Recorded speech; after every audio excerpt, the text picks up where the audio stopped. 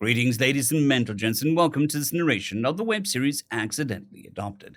If you're new to this series, there is a playlist listed down below in the description, and as always, I hope that you enjoy.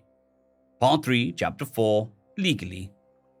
Dear Diary, I finally got around to showing Sneaky some ideas for making his room nicer, and I think we'll go with the one with the berth up high because it gives him a desk. It helps that he's so little. I wanted to show him how to use the holocom to model the space, but Daddy needed him to go to the Office of Records with him. Lame. I was having fun. He saw some of my drawings of him, and I was afraid that he'd hate them because they were stylized. He just asked me why I made his eyes so big. It's like basic character design. Big eyes are cute.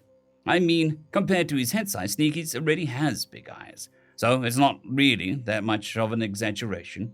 He wasn't mad about it at all, but he did ask if I was plotting with the deckhands. How did he know about that? Anyways, he asked if he could have a realistic sketch I did of the whole family. I asked why, and he answered, I like seeing happy people around me. Of course we're happy. Of course I gave it to him. Stupid. We love you. The page has splotches of discoloration, as if from drops of liquid falling on it. Log 6,000,9.17. Personal, Captain Yormdraw. To the scouting void with all the clerks, lawyers, and bureaucrats. We spent all day in the voided queues. We queued to get into the voiding queues. Scorched this entire station from the stars. When we finally got to the correct window, there was forms. Oh, joy. Forms from somebody just learning to read and write a completely foreign language to fill out, which I was threatened with arrest for helping him. So we got in another queue to go to another window to get myself the forms to authorize myself as a language assistant to a sapient without a translatable language. Then I had to prove by getting in yet another queue to get into another window that I could in fact read and write, and that Sneaky and I could in fact communicate verbally. Except that Sneaky signs, at least out here among so many strangers who he doubtless sees as potential threats.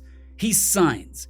So we had to get into another queue to go into another window to fill out further forms. Sneaky offered to break into their quarters and sabotage their bodily waste sanitation systems. I don't know if I want that offer to be serious. I have a high degree of confidence that he could do it.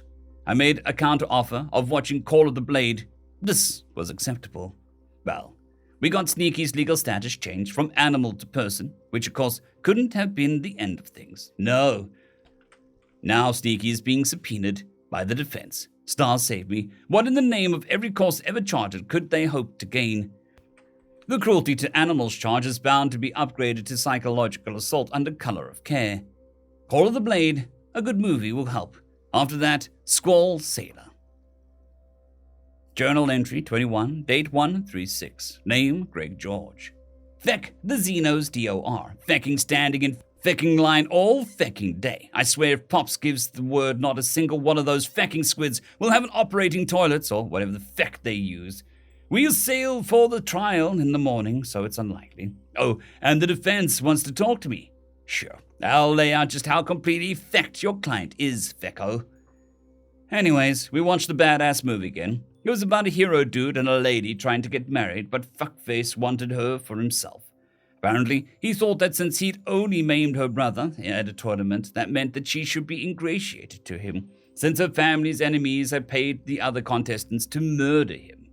Veck you, crapface. If you wanted her to like you, you should have crushed her enemies. Hero Dude was constantly trying to negotiate Crapface into accepting a victory other than the hand of his lady love, but Crapface was too thick-headed to fecking see that he would be better off taking the offered chips and wooing some other lady who didn't hate his guts for maiming her brother.